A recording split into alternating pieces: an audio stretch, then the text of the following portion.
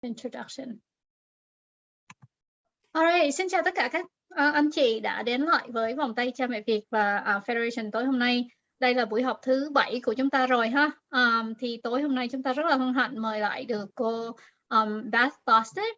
Một số anh chị phụ huynh cũng đã gặp mặt cô nhiều lần rồi. Thì chúng ta rất là hân hạnh được đón cô trở lại với cái đề tài là giao tiếp hiệu quả với trường học cũng như là đội ngũ IEP của các con. Thì cái buổi nói chuyện tối hôm nay của cô Beth thì rất là thân mật, có nghĩa là cổ muốn dành nhiều cái thời gian để chúng ta có thể trao đổi và chia sẻ và nói chuyện thân tình, chứ không có quá trân trọng, không có quá formal quá như những cái lớp học khác ha. Cho nên trong cái quá trình nói chuyện thì anh chị cứ mạnh dạn đặt câu hỏi cũng như là unmute mình hoặc là dùng cái công cụ giơ tay lên để nói ha.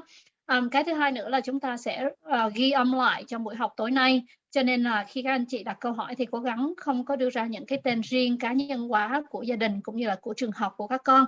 Alright, cảm ơn các anh chị đã trở lại và Duyên, if you can stay.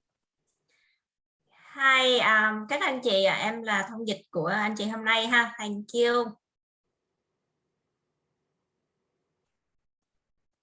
Hello, everyone. I am Sara Nino. I am a senior statewide trainer at the Federation for Children with Special Needs. Thank you for joining us tonight. Tôi tên Sarah Neo và lần nữa xin giới thiệu tôi làm ở Federation và tôi là cái người training cho cả tiểu bang Massachusetts. Một lần nữa chào mừng các anh chị. I'm Mary Beth Landy, and I am with the Federation for Children with Special Needs. As some of you remember, I've presented twice so far. So joining tonight as a co-host and to hear wonderful Beth. So. Tôi tên Mary Beth, là anh chị còn nhớ là tôi đã trình bày 2 cái buổi nói chuyện rồi, thì hôm nay mình sẽ đến là giống như ủng hộ và hỗ trợ cho Beth, một Beth nữa rất là tuyệt vời.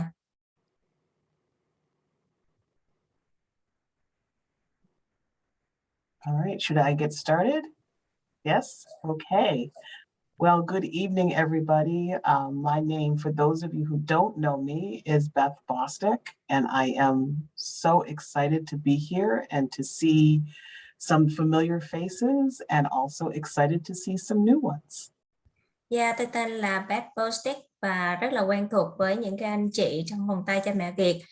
Rất vui khi quay lại và cũng rất là vui mừng chào đón những anh chị mới ạ. Okay, I'm going to share my screen. Màn hình. Yeah, I forgot to mention that we do have parents from out of state as well. Just an FYI. Yeah, all Vietnamese, but they're from California and Virginia and Texas, I think. Okay. Yep. Well, that's great because special education law applies to the entire country. So a lot of these tips, I'm sure, will be quite helpful to you. So tonight we're going to talk about effective communication in your IEP team. Thì mặc dù anh chị ở nhiều tiểu bang khác nhau hay ở Massachusetts thì những cái mẹo mà mình giao tiếp hiệu quả với đội ngũ IEP gần như là sẽ có tác dụng gần giống nhau ở các tiểu bang, thì mình sẽ nói về chủ đề này ạ. So this is what we're going to cover tonight. First, I will introduce myself, give you a little bit of understanding of who I am and why I do this work. Hôm nay mình sẽ giới thiệu về bản thân của tôi, tại sao mà tôi đến với cái thế giới và làm việc cái công việc của mình. Then we'll talk about why parent participation is important in special education. Sau đó nói về tại sao việc tham gia của phụ huynh vào việc học của con cái của mình là quan trọng.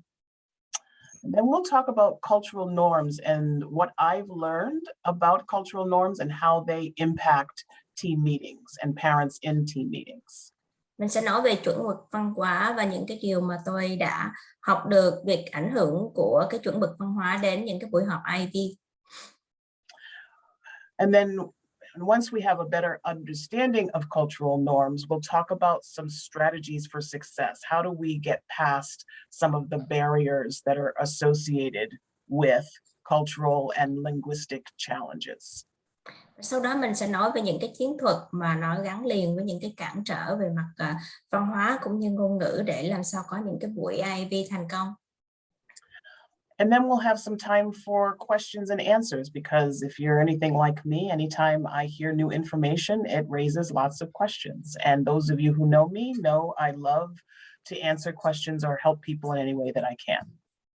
Và sau đó mình sẽ đến phần câu hỏi. Thì anh chị có thể biết tôi rất là rõ rồi, thì tôi rất là mong muốn được trả lời tất cả những câu hỏi của anh chị với cái kiến thức mà tôi đã học được. Okay, does that sound like a good plan for everybody? Vậy mà anh chị thấy good không ạ?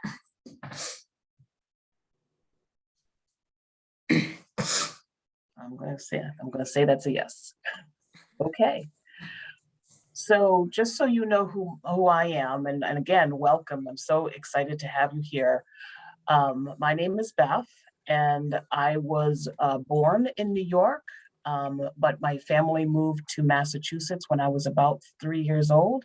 So I was raised here in the United States. Dạ, thì tôi sinh ra và lớn lên ở Mỹ. Tôi sinh ra ở New York và sống đến 3 tuổi. Sau đó cả gia đình tôi chuyển đến Massachusetts. As you probably have observed, I am Black or African American. And because of that, I was taught how to do what we called code switching at an early age. Thì anh chị như đã thấy thì bản thân tôi là người Mỹ gốc Phi mà có màu da là đen, cho nên từ nhỏ tôi đã phải học cách làm sao phải đổi mật mã. Có thể giải thích thêm về cái vấn đề này. So can you explain a bit more? Yes, I'm going to do that right now.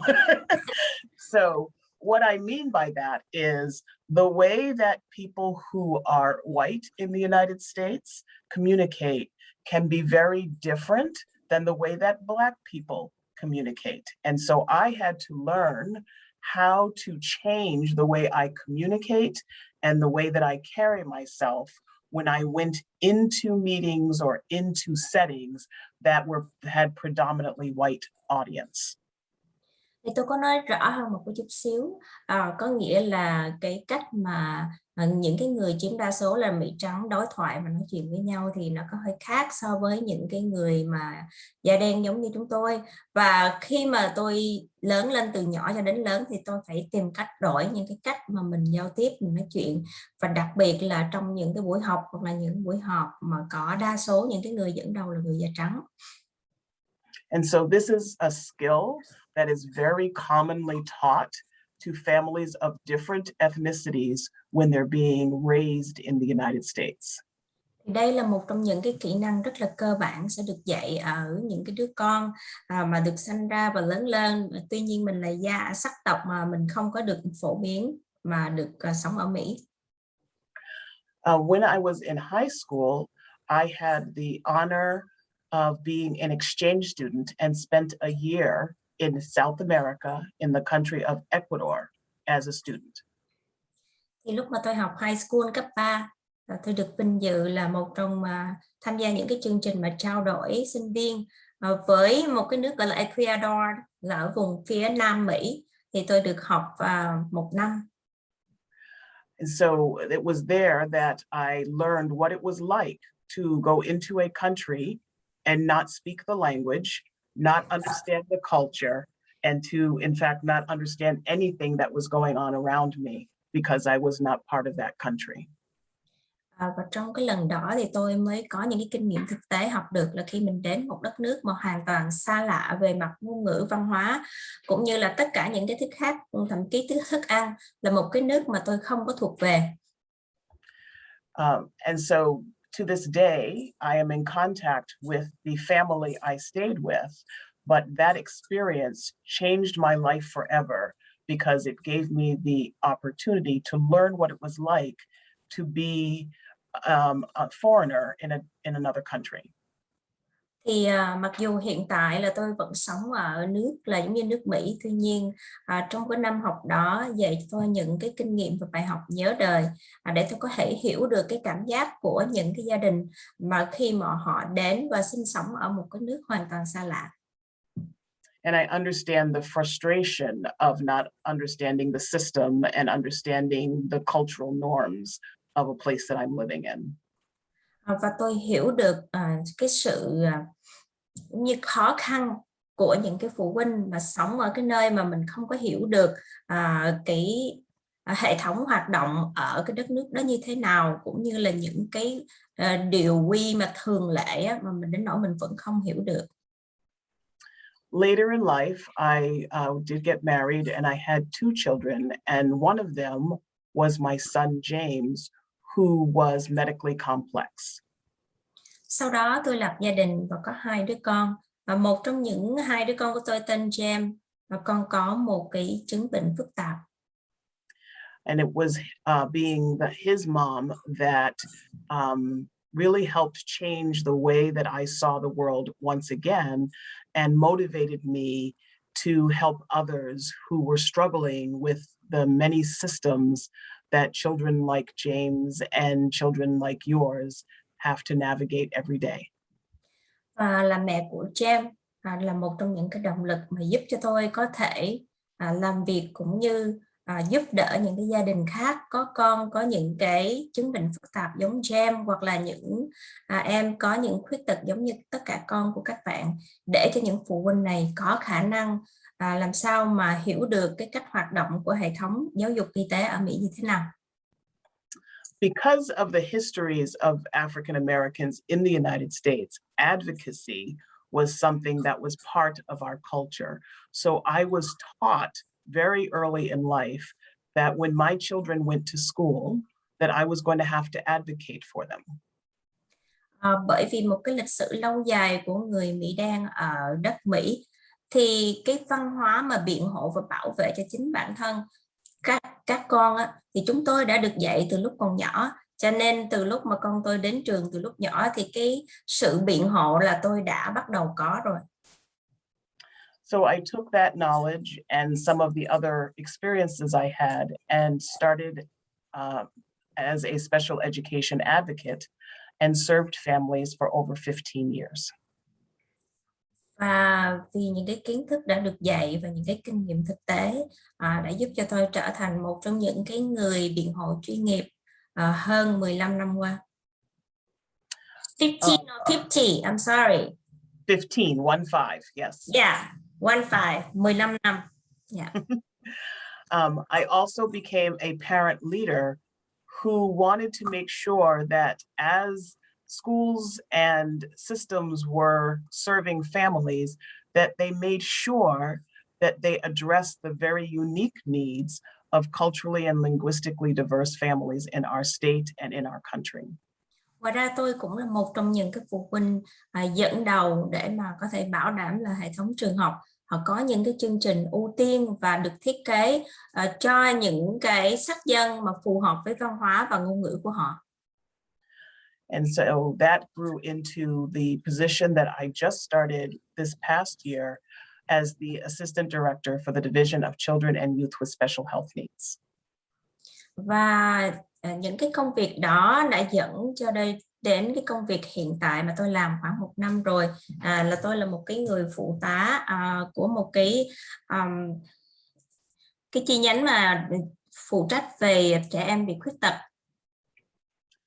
So I come to you today as someone who, like you, has been the parent of a child with special needs and who has struggled with the complexity of our systems and also understands what it's like to be someone who lives in a country and may not be able to navigate the system easily. Cho nên tôi đến đây với buổi nói chuyện này với tư cách là một phụ huynh của một em có một cái chứng bệnh phức tạp và có những cái khó khăn trong việc làm sao để mà có được và hiểu được cái sự phức tạp của hệ thống y tế cũng như trường học, cũng như là hiểu được là hiện tại một cái người phụ huynh sống ở Mỹ nhưng mà có khi cũng không có thể biết hết được những cái hoạt động và những cái hệ thống xảy ra ở Mỹ như thế nào. Okay. So as I mentioned before, I have been a special education advocate for 15 years, and I really focused much of my attention on working with culturally and linguistically diverse families.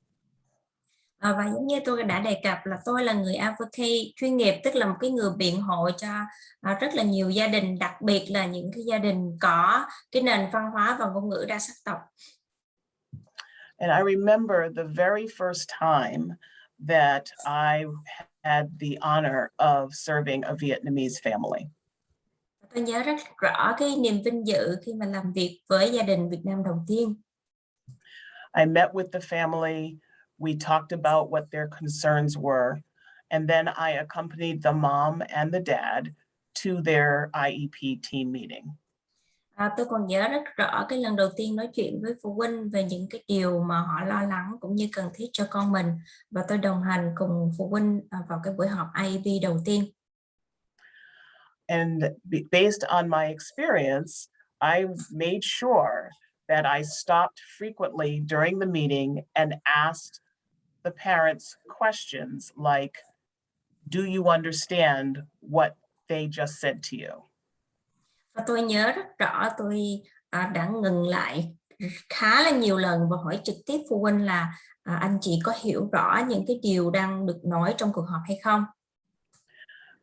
I also asked if they agreed with what the school district was proposing.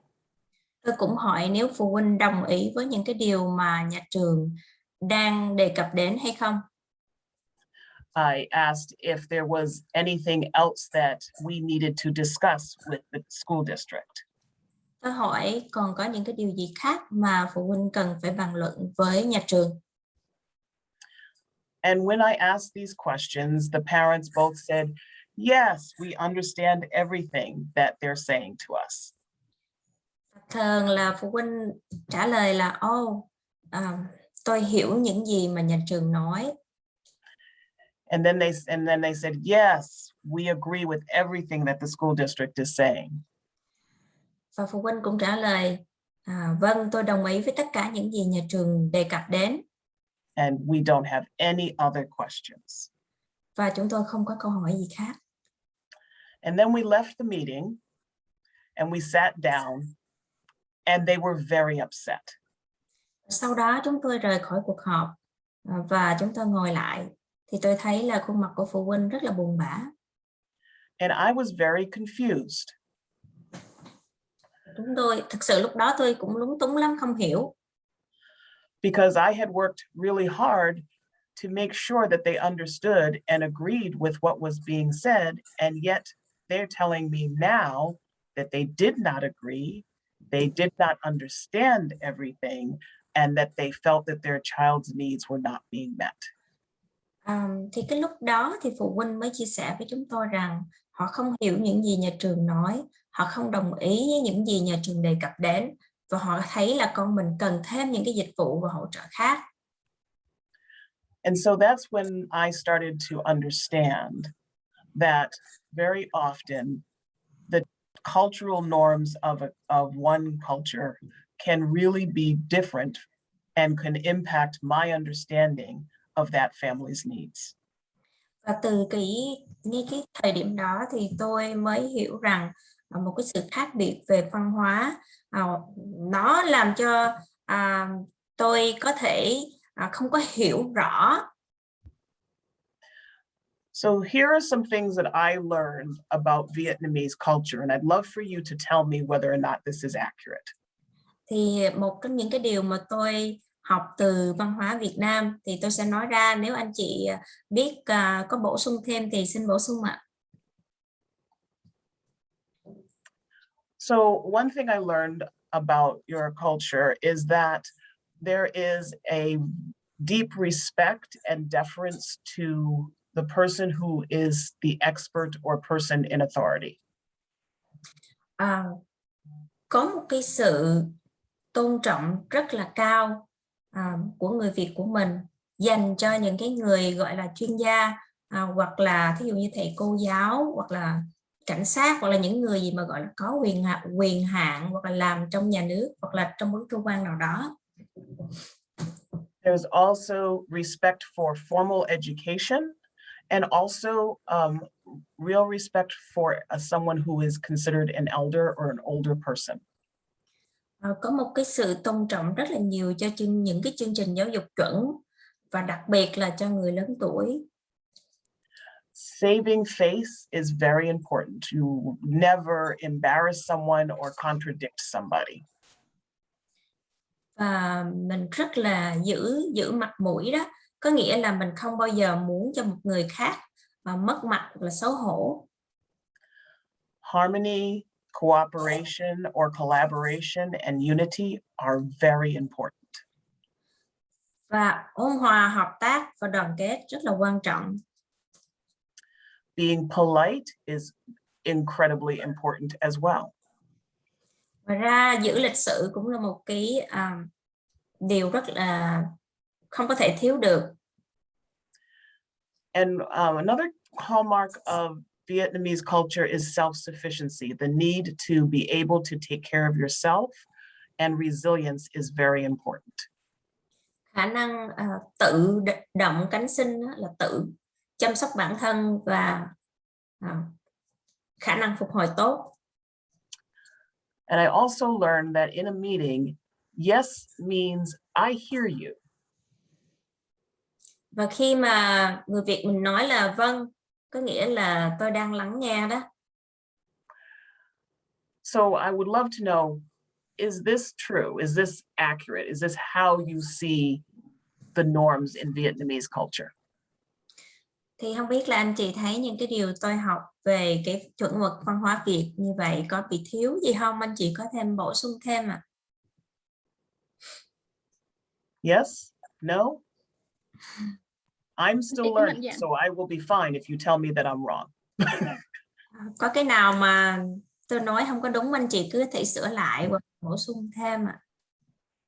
Dạ, có thể là những cái những cái điều bà nói thì chị thấy hoàn toàn là cũng có đúng một phần, nhưng mà tại vì cái giáo dục của Việt Nam nó khi mà mình lớn lên ở một cái đất nước, cái giáo dục ở Việt Nam nó rất khác so với giáo dục bên đây, thì có thể là có những cái mà phụ huynh mình chưa thật sự hiểu được cái quyền lợi của mình.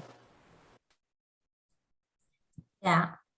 So I agree with like almost the norm that you understand about Vietnamese.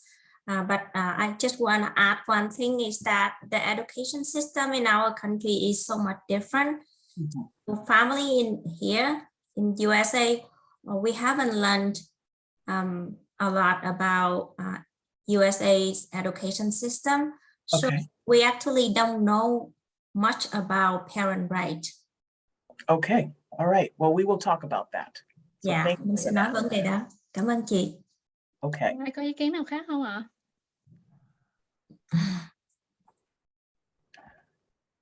All right. I think one parent wanna say something. Mời Trân. Unmute and nói đi. Trân phải unmute Trân ơi. Yep, there we go. Hi, Pat. As a Vietnamese parent and I grew up and educated in Vietnam. So Trân nghĩ là Trân muốn bổ sung là thí dụ ba mẹ mình là ba mẹ, khi mà mình tới một cuộc họp IEP meeting mà mình thấy có cái gì đó mà mình không đồng ý, mình cảm thấy không theo ý mình nhưng mà mình không dám nói. Một trong những lý do đó là tại vì nếu mà mình nói ra mình fight với trường thì trường sẽ giống như đì con của mình, là cái đó là một cái. Với lại tại vì mình được giáo dục ở bên Việt Nam á, là khi mà thầy cô nói thường là mình lắng nghe mà mình không có được có ý kiến, tại vì những người đó là lúc nào cũng nghĩ là thầy cô là hiểu biết hơn mình là học trò, cái người dạy là người ta biết hơn mình và mình cần học, cho nên thường mình không dám có ý kiến và thường mình không có dám đấu tranh với trường. Là nếu là ba mẹ thường không dám đấu tranh với trường, lúc nào cũng muốn làm vừa lòng thầy cô của trường học, thì sợ nếu mà mình làm cái gì đó là con của mình sẽ bị đi. Yeah, okay. Hi, I'm a mother who grows up from Vietnam and I have an education from Vietnam. I agree completely with you that Vietnamese we have a deeply respect with authority or teachers at school. So we were told that teachers are always right and we need to learn from them. So usually from IEP meeting, we just like listen. Sometimes we don't agree with them, or we need, like we say, we think something else, but we scared, we cannot speak out. And we think that if we say something or speak out, the teacher will not will not provide appropriate support for our child. So another thing that to add is scare. Okay, that's really helpful. Thank you. So that makes complete sense. And you remember I talked about code switching earlier.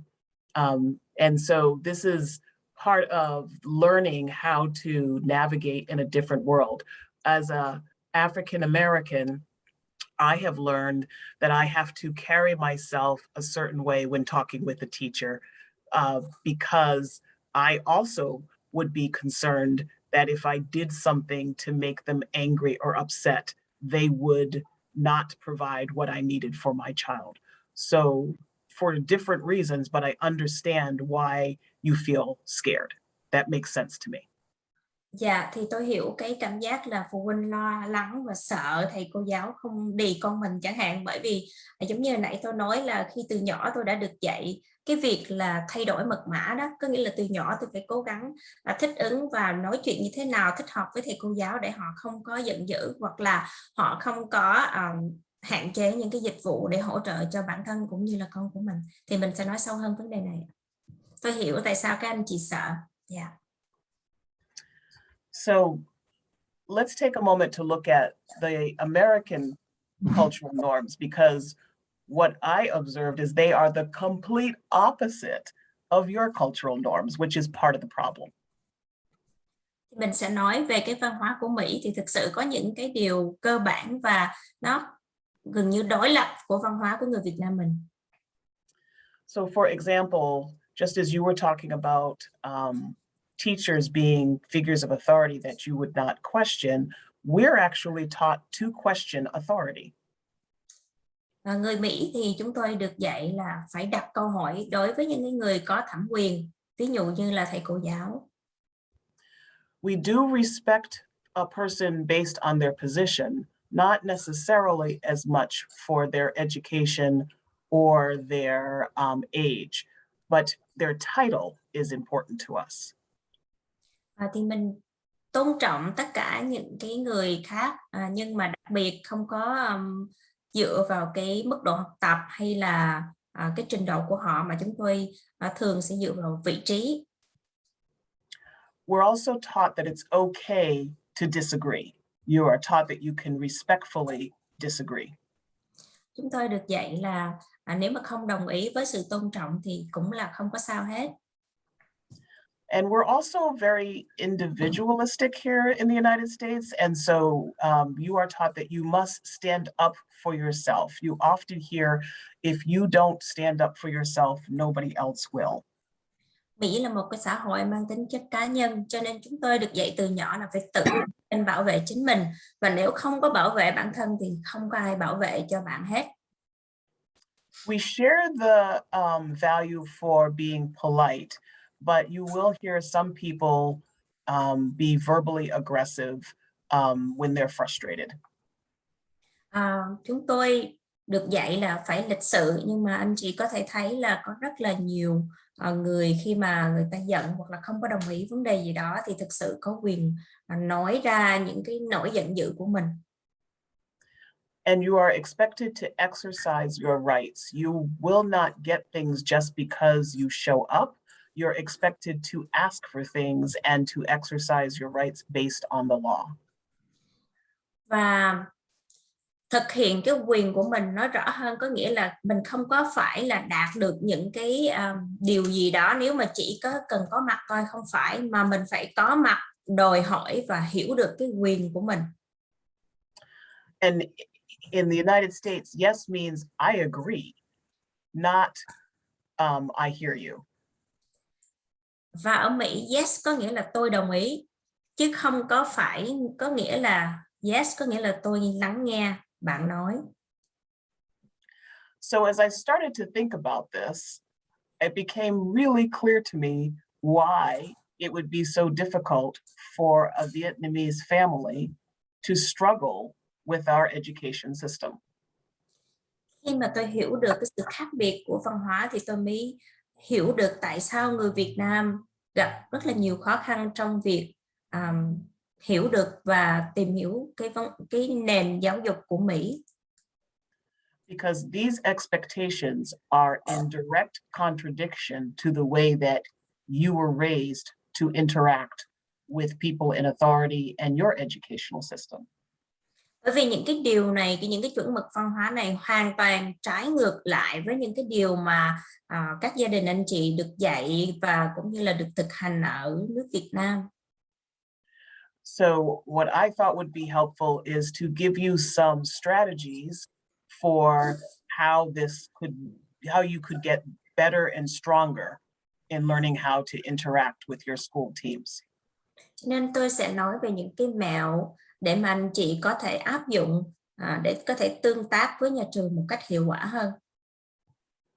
Does that make sense to people? Does everybody understand? Dạ, tới khúc này anh chị có câu hỏi gì không ạ? Chị có thể dùng thumb up hoặc là anh chị có thể hiểu hết cái khúc này không ạ? Dạ. All right. Yes? Okay. Thank you for that. And I'm going to assume this time you say, yes, I agree. Okay. So here are some strategies for success. And the first one is learn everything you can about so many things. So learn about your child's diagnosis. Thì cái chiến thuật của tôi để thành công là anh chị phải học tất cả những cái điều cần thiết, đặc biệt là những cái điều liên quan tới con mình. And even in learning about your child's diagnosis, learn what that diagnosis means for your child and what their needs are. Mình học cái chẩn đoán của con mình là gì và cái sự cần thiết của con là gì. And we all know that you can have 3 different children diagnosed with autism, for example, and it could look very different for each child. So it's important to understand your child's unique needs.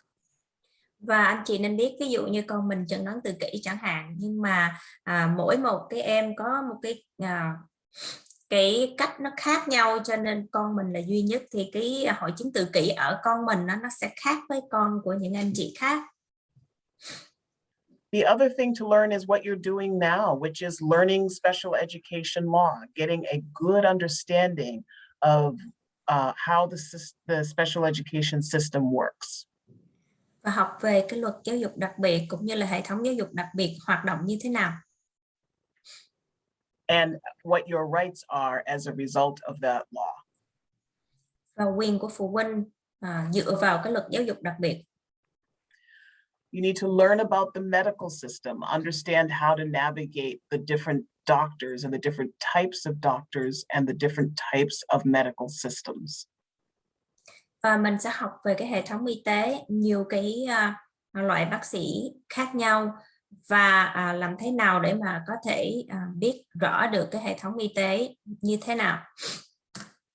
You also need to learn about services that are available to you in the community, to you as a parent, to your child, and to your family. Và học về những cái dịch vụ có sẵn cho bạn, cho gia đình và cho con của mình. And one of your best resources for learning will be other parents who have been on this same journey as you have been on. Một trong những cái cách học mà gần như hiệu quả nhất là từ phụ huynh mà có những cái hoàn cảnh gần như giống mình. The other thing I would say is you have to be willing to ask questions and admit when you don't know or understand something. Sẵn sàng đặt câu hỏi và đặc biệt là trong những cái tình huống mà mình không có chắc chắn cũng như là không biết. Asking questions in our culture is not considered a sign of weakness or insufficiency.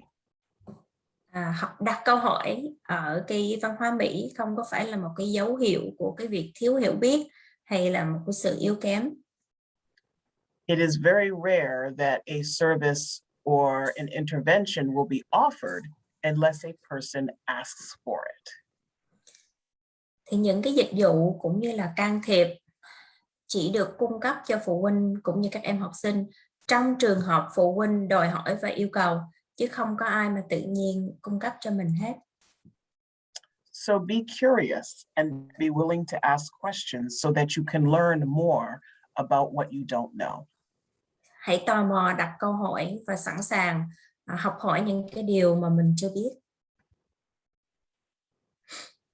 Also know that you have the right to have an interpreter at every meeting and to have all of your paperwork translated into Vietnamese. Và anh chị có quyền đòi hỏi thông dịch ở bất cứ cuộc họp nào, cũng như là tất cả những cái giấy tờ anh chị có quyền đòi hỏi là dịch ra tiếng Việt. However, you have to ask for this. People will not just assume that you need either of those things to take place. Tuy nhiên anh chị phải đòi hỏi, bởi vì nhiều khi nhà trường sẽ không có suy luận cũng như họ không có tự cung cấp nếu mà phụ huynh không yêu cầu. And this is a right that you have as part of special education law, whether you live in Massachusetts, California, Texas, or any other part of the United States. Thì đây là một trong những cái quyền cơ bản của luật giáo dục đặc biệt, bất kể anh chị sống ở Massachusetts hay ở Cali hay nhiều tiểu bang khác. But make sure that if you ask for this, that you ask in advance of the meeting so that they have time to provide this service for you. Anh chị nên nhớ rằng khi mà mình yêu cầu thì mình sẽ yêu cầu trước cuộc họp để mà nhà trường có thời gian để thực hiện. Also, make sure that you know what you're signing and that you understand what you're signing. Anh chị cần phải hiểu những cái điều gì mà mình đọc và mình ký, thì hiểu trước rồi mình hãy ký sau. Never sign an IEP during an IEP meeting. Đừng có bao giờ ký cái biên bản IEP trong cái buổi họp. Always take the time to review the IEP, make sure you understand it, and then sign it if you actually agree with what's in the IEP.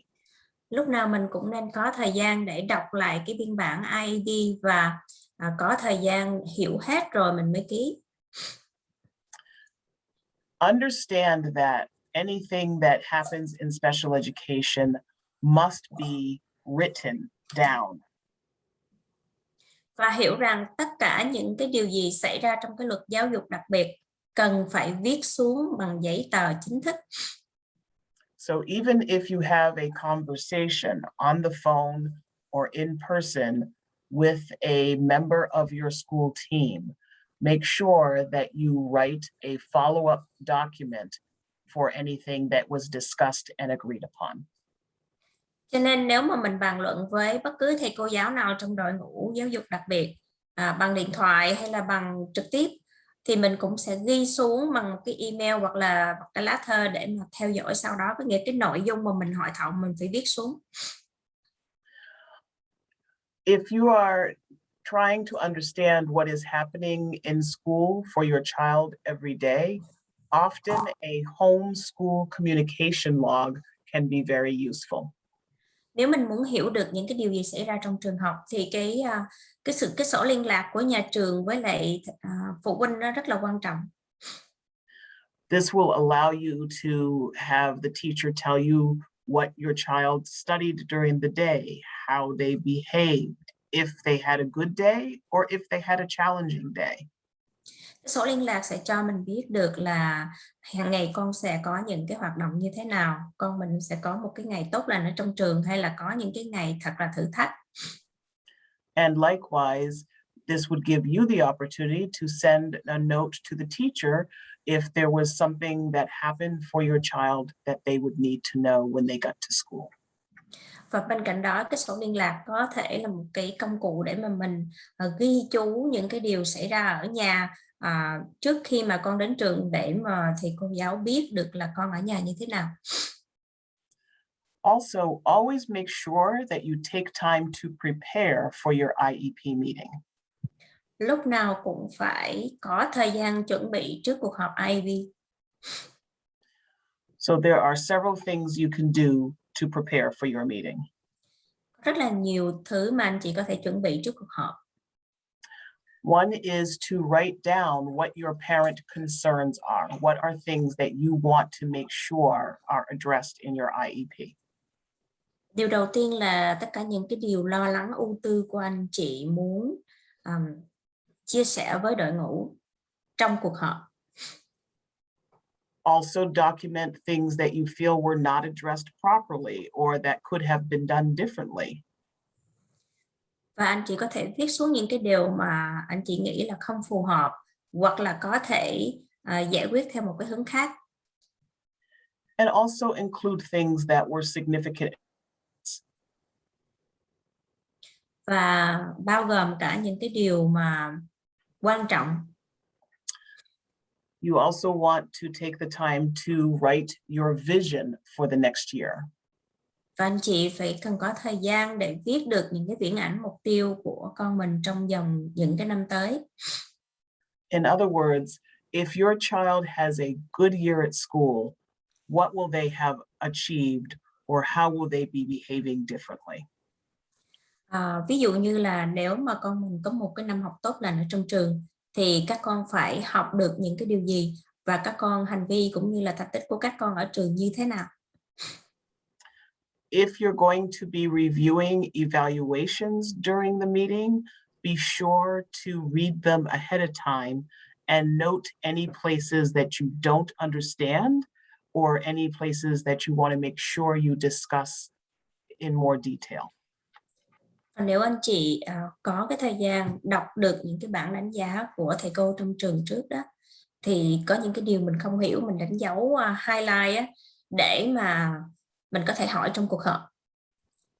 Also make sure that you review the progress reports of the past year to see whether or not your child has met their IEP goals. Đồng thời mình sẽ coi lại cái bảng mà báo cáo cái tiến bộ của con trong năm trước á, để mình coi kỹ lại, coi so sánh cái mục tiêu ở trong bảng IEP các con có được đạt được hay không trong năm rồi. And finally, make sure you ask your child about their school year and get their input on what went well and what they want to have go differently over the next year. Và hỏi con mình là trong năm học trước có những cái điều gì tốt lành và những cái điều gì mà con cần phải học thêm hay cần phải khắc phục hay là giải quyết theo một cái hướng khác đi.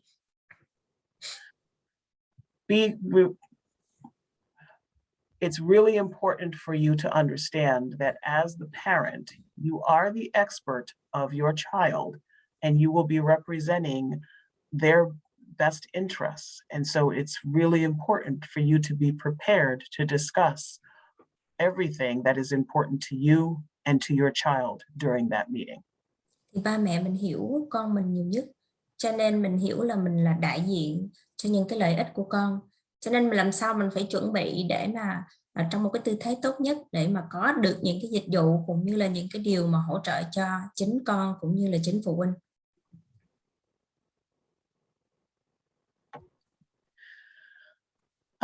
If you're making requests to the school district through phone calls and emails, it's really important to understand that they are not going to be able to respond to you quickly. Nếu mà mình liên lạc với nhà trường bằng email thì nên nhớ rằng thầy cô không có thể nào mà trả lời mình trong một cái nói chung là trả lời liền là khó được lắm. So if you're sending an email to the school district with a request, give them at least a week before you send another one. Sending multiple emails in the same week will not move things any faster. It will, in fact, probably slow things down.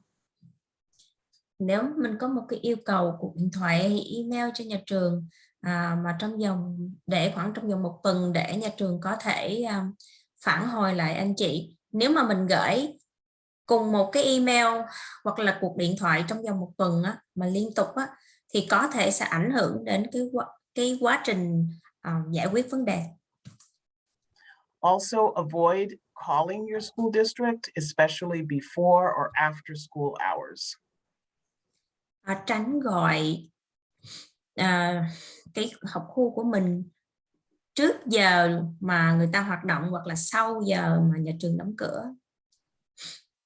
But if you do call the school district during school hours, again, you may not get the person right away, and it may take a few days before they return your call. Mà nếu mình gọi trong cái lúc mà nhà trường mở cửa hoặc là đang giờ hoạt động á, thì có thể không có ai trả lời mình liền đâu, có thể một vài ngày sau mới có phản hồi. Often I find it is helpful when sending an email to ask that they respond by a certain date. So if you send an email on Monday, if you ask them at the end of the email, if they could please respond to you by the end of this week or beginning of the next week, you may find that people are more responsive. Và anh chị nhớ là nếu mà mình gửi email đó thì mình có thể cho người ta thời gian, mình nói là tôi rất là mong cái phản hồi trong vòng cuối tuần này hay là đầu tuần sau, tức là cho họ khoảng thời gian đó, thì thường là cái phản hồi của họ sẽ đúng như là mình mong muốn. It's also important not to come across as a nag. Can you say a little bit more about that? So, in other words, asking for the same thing over and over and over again, or repeating yourself, even though someone has responded to your concerns, even if you don't like the concern, won't like the answer, doesn't necessarily change the answer. Thank you. Cẩn thận thì anh chị không có nên đưa ra một trong những cái vấn đề hoặc là câu hỏi nhiều lần mà có cùng một cái câu trả lời đó, bởi vì họ đã trả lời rồi thì mà mình cứ hỏi tiếp như vậy cùng một vấn đề thì sẽ không có giải quyết được. So just know that there are times, just because you don't get what you're asking for doesn't mean that you weren't heard. It just means that there's disagreement. Thì thực ra mình hỏi nhiều lần trong cùng một vấn đề thì người ta sẽ có trả lời cùng giống như vậy, nhưng mà không có nghĩa là mình không có quyền hỏi, không có quyền email. Tuy nhiên họ không có trả lời và họ hình như là không có đồng ý nếu mà mình hỏi hoài. And if there continues to be disagreement, then you need to take a different way of settling that disagreement, which may include another team meeting, a mediation, or in some cases, a hearing. Cho nên nếu mà họ cứ cùng một cái câu trả lời cho một cái vấn đề hoặc một câu hỏi, thì cái cách giải pháp khác là mình sẽ yêu cầu một cái cuộc họp khác, hoặc là sẽ có cái việc khiếu nại đưa lên cái ban hòa giải, hoặc là tìm cái người khác giúp đỡ, ví dụ luật sư hoặc advocate chẳng hạn.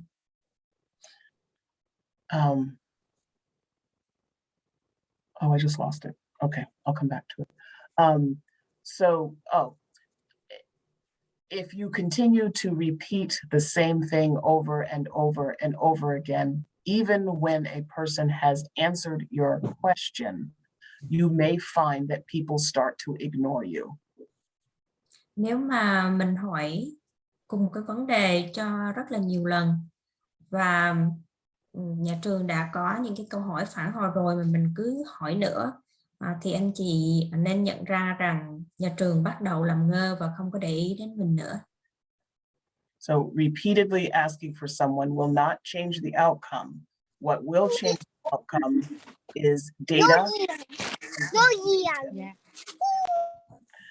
and maybe some help from somebody else. Có nghĩa là mình hỏi, mình lặp lại một cái vấn đề mà họ cứ trả lời giống cái giải pháp như vậy thì thực sự là cái hiệu quả không có nữa. Cho nên cái cách tốt nhất là mình sẽ nhờ sự giúp đỡ của một cái người khác. It's also important to have realistic expectations of what a school district can and cannot do. Và nên có một cái hiểu là trên thực tế có những cái điều thì nhà trường cung cấp được, nhưng mà có những cái điều lì học khu không có làm được. This is especially true over this past year and a half with the pandemic. Đặc biệt là trong cái mùa đại dịch thì có những cái điều nhà trường không có thể thực hiện được. For example, many school districts are struggling to find staff to provide services for their students. Ví dụ như là rất là nhiều học khu người ta gặp khó khăn trong việc tìm cái nhân viên để có thể cung cấp dịch vụ cho các con. So while your child still has a right to the services that are in their IEP, there could be a delay in the delivery of those services because everybody is struggling with the same problem. Mặc dù là con mình có IEP, có những cái dịch vụ cần được cung cấp, tuy nhiên những cái dịch vụ này có thể cung cấp trễ hoặc là bị thiếu hụt chẳng hạn, thì bởi vì nhà trường thiếu nhân viên và rất là nhiều các em khác cũng như là nhà trường học khu khác cũng có cái tình trạng chung này. So it's really important to remember that your district will likely communicate with you when they are able to provide those services, and asking for them to do so before they have someone on board simply won't be effective.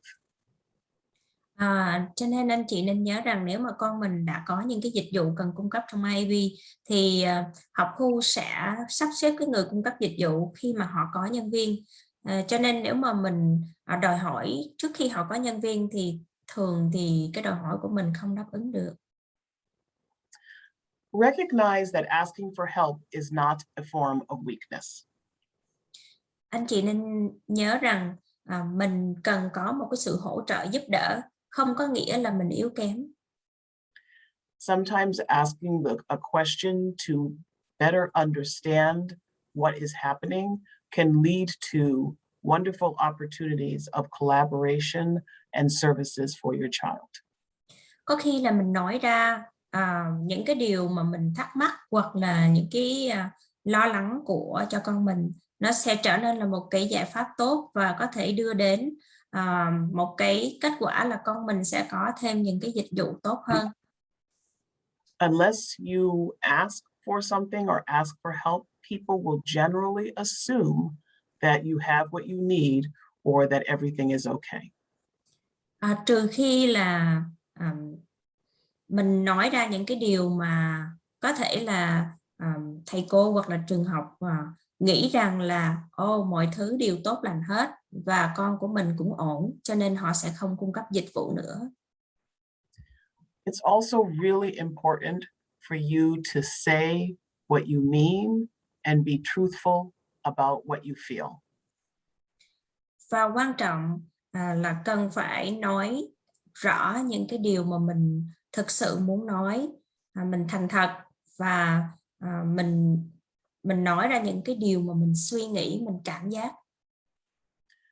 Which means that you're going to have to learn to be brave and be willing to say things to people in ways that are uncomfortable to you based on the way that you've been socialized. Có nghĩa là có khi là anh chị phải thực sự là học có sự can đảm và anh chị có khi phải nói lên những cái điều mà có thể không phù hợp với cái cách mà mình đã được dạy theo cái kiểu văn hóa Việt Nam. Believe me when I tell you, I understand more than you know how frightening this can be and how hard this is to do, but over time, you will get better at it. Thực sự là tôi hiểu được những cái sợ hãi, rụt rè cũng như cái khó khăn trong cái thực tế như thế nào, chứ không có dễ dàng như mình nói. Tuy nhiên theo thời gian thì anh chị sẽ học được và anh chị sẽ có tiến bộ rất nhiều. And also remember that you are human, not perfect. Và mình thì là con người mà không có ai mà hoàn hảo hết. You will probably make mistakes along the way. Thì lúc nào ba mẹ có thể cũng sẽ có những cái lỗi lầm trong cái cuộc đời. But what's most important is that you learn from those mistakes and that you get a little better the next time you try again. Nhưng mà quan trọng là mình học được bài học từ những cái lỗi lầm này và trong những cái lần tiếp theo thì mình sẽ tiến bộ hơn nhiều. Also, it's really important for you to get involved in your community. Và một cái điều quan trọng nữa là anh chị cần phải tham gia vào cộng đồng của mình. Participate in your Special Education Parent Advisory Council. Ví dụ như là hội đồng tư vấn cho những cái phụ huynh dành cho có con có giáo dục đặc biệt. Every town has one, and it is a group of parents who either have children with 504s or IEPs, and they can provide lots of wonderful information with you to help you navigate your school district system. Thường trong cái khu phố hoặc là cái học khu nào cũng có một cái nhóm phụ huynh có con có giáo dục đặc biệt IEP hoặc là kế hoạch 504 đó, thì những phụ huynh này sẽ có những cái nguồn tài nguyên cũng như là sự hỗ trợ rất là lợi ích cho các con và cho phụ huynh. When you have the opportunity, it would be wonderful for you to also participate in the Parent Leadership Series. Và nếu mà anh chị tham gia vào những cái hoạt động của cộng đồng thì có rất là nhiều cơ hội tuyệt vời để mà anh chị có thể tham gia vào cái nhóm mà những cái phụ huynh lãnh đạo. The series is offered through an organization called Mass Families. Mass Family. Mass Families. Yeah, thì có một cái tổ chức tên là Mass Family. And they do provide interpreter and translation services. Cái nhóm này người ta cũng cung cấp thông dịch và dịch thuật. And they help parents to understand all of the various systems that are needed to support children with special needs. Và họ có thể cung cấp nhiều cái nguồn tài nguyên khác nhau cũng như là cái dịch vụ hỗ trợ khác nhau mà phụ huynh có thể cần. And how to develop the skills to be even better advocates for their children and also for the community at large. Và có thể giúp ba mẹ những cái kỹ năng biện hộ cho con mình, giúp đỡ cho con mình cũng như là có thể giúp đỡ cho con những gia đình khác trong cộng đồng. The ARC of Massachusetts also offers webinars for a framework called Charting the Life Course. Và có những cái hội thảo mà gọi là lập kế hoạch cho cuộc đời của con. This is a series of workshops that help you to think about ways to position your child for success as they go through life and become adults. Và đây là một trong những cái hội thảo có thể giúp cho anh chị phát họa những cái kế hoạch từ lúc mà con bây giờ cho đến lúc con mà đến tuổi trưởng thành thì sẽ có những cái bước đi cũng như kế hoạch như thế nào để con có thể thành công. And then also it's really important to find parent support groups that you can participate in. Và quan trọng là anh chị nên tìm một cái nhóm phụ huynh nào mà có thể có sự hỗ trợ để anh chị tham gia. And these could be parent support groups that focus on your child's specific disability, on special education, on mental health, lots of different topics, but groups of parents who are working together to improve the lives of their children. Thì những cái nhóm phụ huynh này có thể có nhiều cái mục tiêu khác nhau, ví dụ như dựa vào mục tiêu có những cái khuyết tật giống nhau, hoặc là có những cái kế hoạch học tập riêng, hoặc là có những cái chuyên riêng của cái nhóm phụ huynh này, nhưng mà mục tiêu chung là anh chị có thể tham gia để có thể hỗ trợ cho các con. For example, my son had a condition called kernicterus, so I was part of a group called Parents of Infants and Children with Kernicterus. Kernicterus, right? Yes, yep. Con cái chứng bệnh y khoa của con là nó có một cái tên cũng là kernicterus, thì tôi sẽ tham gia vào những cái nhóm mà ba mẹ có những cái chứng bệnh giống y chang như con tôi. So those parents were able to help me to understand where to find appropriate medical interventions and what to expect as my child got older. Và nhóm phụ huynh này sẽ giúp cho tôi hiểu được những cái can thiệp về mặt y khoa cũng như là những cái điều mà tôi sẽ mong đợi khi mà con tôi lớn từ từ. And they also helped me not to feel so alone when I was having a particularly challenging day with my son. Và nhóm phụ huynh này làm cho tôi cảm thấy không có bị lẻ loi khi mà con tôi có những cái vấn đề thử thách cũng như khó khăn liên quan đến chứng bệnh.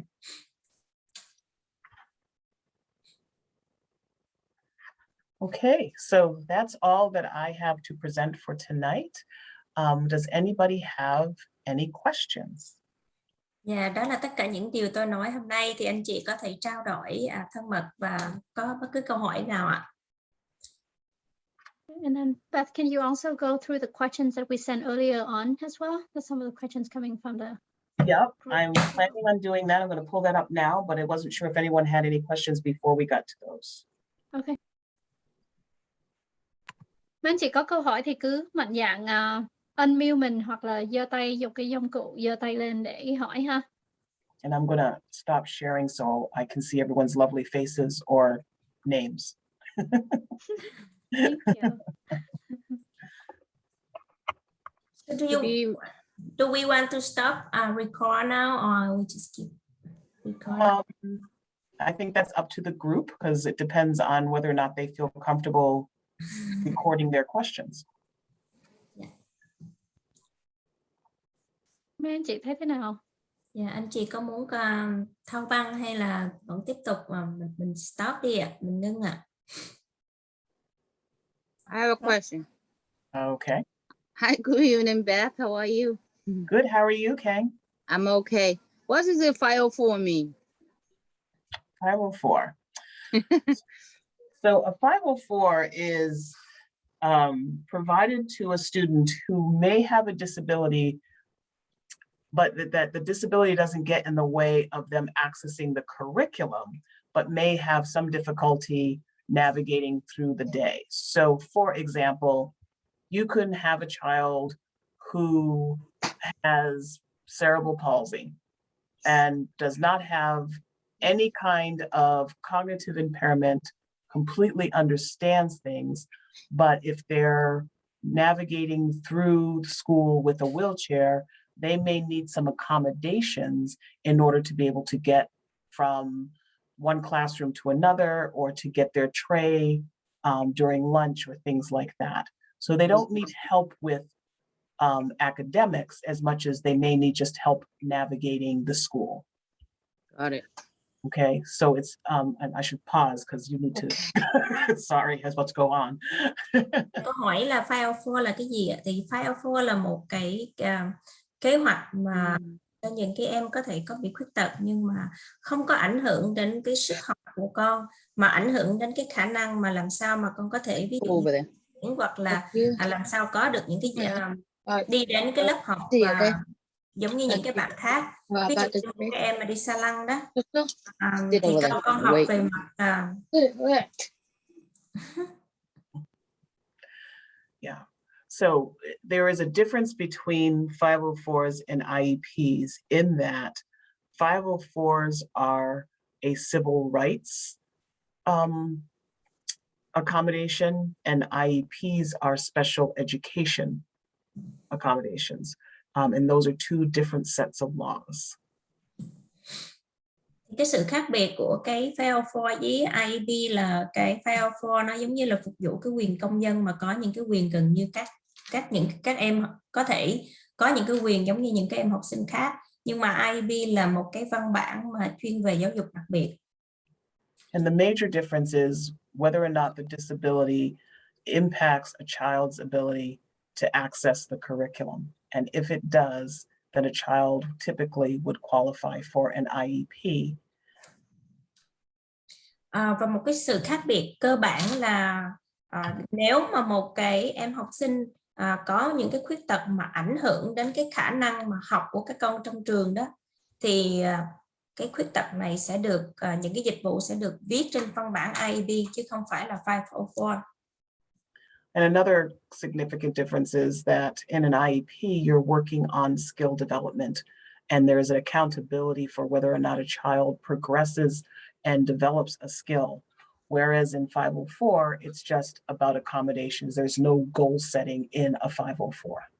Một cái sự khác biệt cơ bản khác nữa là trong kế hoạch IEP thì mình sẽ có cái sự hỗ trợ để cho con có thể phát triển một cái kỹ năng nào đó và có mục tiêu rõ ràng phải thực hiện như vậy. Trong khi đó cái 504 thì nó hoàn toàn nó không có những cái dịch vụ hỗ trợ mà là chỉ là những cái sự thay đổi hỗ trợ mà để cho giúp cho con có thể học thôi. Any other questions? Chị Duyên cho em hỏi đó là giống như em có trường hợp giống như con em á. Dạ. Em nói tiếp em. If you're offered to choose between an IEP or a 504, which plan should I choose? It's a great question. I think it's a hard question to answer because I don't know your child, quite honestly. But one way to think about it is that, well, there's a couple of things. It is not uncommon